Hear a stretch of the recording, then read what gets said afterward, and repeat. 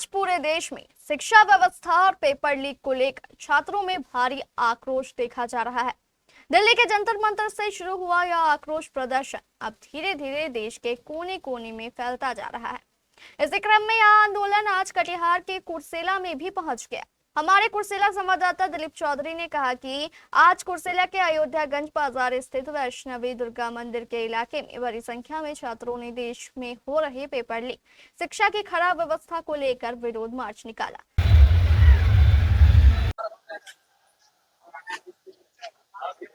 ये सभी छात्र खराब शिक्षा व्यवस्था, हाय हाय और शिक्षा व्यवस्था को दुरुस्त करने के नारे लगा रहे थे।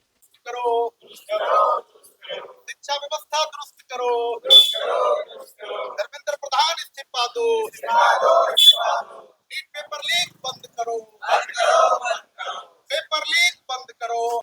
इस मौके पर पुलिस ने भी सुरक्षा की चाक चौबंद व्यवस्था कर रखी थी।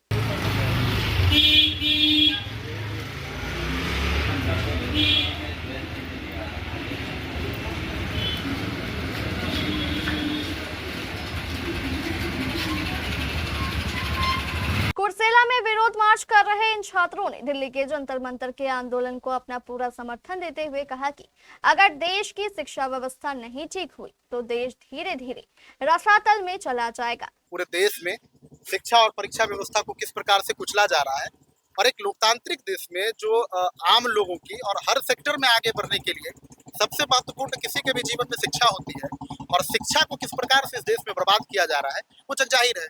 जंतर मंतर से ये आह्वान की गई है और देश के तमाम यूथ चूंकि सक्रिय हो गए हैं। हम लोगों की मजबूती क्या है, ना दल बनी है, ना बाहुबली है, ना बड़ा कोई घर से हम लोग बिलोंग करते हैं। तो शिक्षित नहीं होंगे, अच्छे से पढ़ेंगे नहीं तो देश की शासन प्रशासन व्यवस्था में हम लोग कैसे कार्य कर सकते हैं। और तभी हम लोग बेहतर पढ़ पाएंगे जब शिक्षा व्यवस्था मजबूत होगी, जब परीक्षा व्यवस्था मजबूत होगी।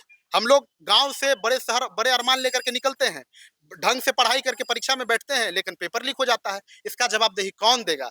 10 वर्षों में 90 से ज्यादा पेपर लीक हो गया, लेकिन शिक्षा मंत्री के कान में जू तक नहीं रहेगा है। 28 दिन से हमारे साथी दिल्ली के जंतर मंतर पर भूखे बैठे हैं, लेकिन देश के तंत्र को किसी चीज का मतलब चिंता नहीं है। आखिर क्यों? एक लोकतांत्रिक देश में ये तानाशाही रवैया आखिर कब तक चलेगी? कौन इसको बर्दाश्त करेगा? तो सुनने में आ रहा है कि सिलेबस में तो बदलाव किया गया। सिलेबस में बदलाव करने से क्या होगा? जिसके रीजन में, जिसके कार्यकाल में, जिसके देखरेख में परीक्षाएं पेपर लीक हो रही है उसको इस्तीफा देना चाहिए। अगर किसी ड्राइवर को हम रखते हैं 10 दिन में 9 दिन मेरा गाड़ी एक्सीडेंट करेगा तो अगले दिन हम उसको गाड़ी चलाने के लिए नहीं रखेंगे। वही शिक्षा मंत्री तो कर रहे हैं, जितने दिन से शिक्षा मंत्री बने हैं रिकॉर्ड तोड़ पेपर लीक करवा रहे हैं। कल उत्तराखंड टेक्निकल यूनिवर्सिटी का पेपर कल यस्टरडे लीक हो गया है। इतना बड़ा प्रोटेस्ट हो रहा है, लेकिन देश के तंत्र को, देश के शासन प्रशासन को इसकी कोई चिंता नहीं है और लाठियों से रौंदा जा रहा है छात्रों को। आखिर कब तक एक लोकतांत्रिक देश में ये कब तक बर्दाश्त किया जाएगा? हमारी बस एक ही मांग है कि भैया हम लोग का मौलिक अधिकार है, हम लोग आपको चुनते हैं, हमारे वोट से आप सत्ता में काबिज हैं, तो हमको सुनने के लिए आप तैयार क्यों नहीं है? आप कोई परीक्षा देकर के प्रधानमंत्री या शिक्षा मंत्री नहीं बने हैं, हमने बिठाया है आपको, तो फिर हमको सुनने के लिए आप तैयार क्यों नहीं है? ये तानाशाही आखिर कब तक? ये डिक्टेटरशिप हम लोग नहीं चलने देंगे। देश के हम लोग जेन जी हैं, 21वीं सदी के युवा हैं और शिक्षित युवा हैं, हम किसी के तानाशाही को बर्दाश्त नहीं करेंगे। हमारा नाम अभय माही है और छात्र संघ से हम लोग बिलोंग करते हैं और तमाम हमारे कुर्सेला के तमाम छात्र साथी आज शांतिपूर्वक एक छोटा सा बैठक कहिए धरना के रूप में हम लोग शामिल हुए। और यहीं से चूंकि शासन प्रशासन की अनुमति नहीं थी, चूंकि कई जगह पर पथराव हो जाता है, कई जगह पर लाठीचार्ज हो जाता है, छात्रों के ही बीच में कई ऐसे और सामाजिक तत्व घुस जाते हैं जो प्रशासन को मजबूर कर देते हैं लाठियां चलाने पर। तो ऐसे रवैयों को हम लोग भी अपनाए कि चलिए एक उग्र ना हो करके शांति ढंग से कि प्रशासन चूंकि हमारे सुरक्षा के लिए ही, हमारे रक्षा के लिए ही, तो उसको सपोर्ट करते हुए, समर्थन करते हुए हम लोगों ने एक छोटा सा कार्यक्रम, एक बैठक के तौर पे हम लोग आयोजित किए और अपनी बात मीडिया के माध्यम से रख करके उसको यहीं से समाप्त कहीं पथराव किया गया है, क्या ये सही है? देखिए, दोनों चीजें हैं। एक तो जब 28 दिन से कोई आदमी भूखा बैठा है, उसको सुनने के लिए तंत्र नहीं आएगा तो ऑटोमेटिक उग्र होकर के गिट्टी बालू पत्थर जो भी है वो चलाएंगे ही चलाएंगे। पहला बिंदु ये। दूसरा है कि छात्रों के ही बीच में कई ऐसे असामाजिक तत्व घुस जाते हैं जो छात्र के नियत को बर्बाद करना चाहते हैं, छात्र के मनसे को, मिशन को खराब करना चाहते हैं, तो वो पहले डिटेन करते हैं पुलिस की तरफ ताकि प्रशासन हमारे ऊपर लाठीचार्ज करे, ये मूवमेंट खराब हो जाए। तो ये दोनों चीजें गलत है, दोनों चीजें नहीं होनी चाहिए। हम इसके समर्थन में नहीं है। शांतिपूर्वक आप अपनी बात को रखें, प्रशासन हमारे सहयोग में खड़ी रहेगी, इसमें कोई दिक्कत नहीं है।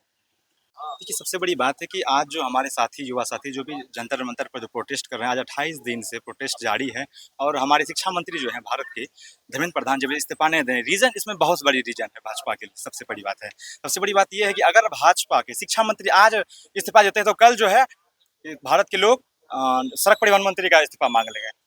फिर अगले दिन वित्त मंत्रालय का और चौथे दिन प्रधानमंत्री का इस्तीफा मांग लेंगे। इस्तीफा इस देने वजह से से देखिए एक इस्तीफा नहीं सिलसिला दे बन रहे हैं गया। शिक्षा मंत्री। सबसे बड़ी बात है कि इस्तीफा देने से कि हमारा इस्तीफा लिया जा रहा है, तो कल दिन आज हम इस्तीफा एक व्यक्ति का दिलवा देंगे, तो जी। कल फिर ये प्रोटेस्ट दूसरे बिंदु पर करेगा और मजबूरन हमको देना पड़ेगा। तो एक तानाशाही, एक डिक्टेटरशिप को स्थापित करने के लिए ये इस्तीफा किसी का नहीं दिलवाना चाहते।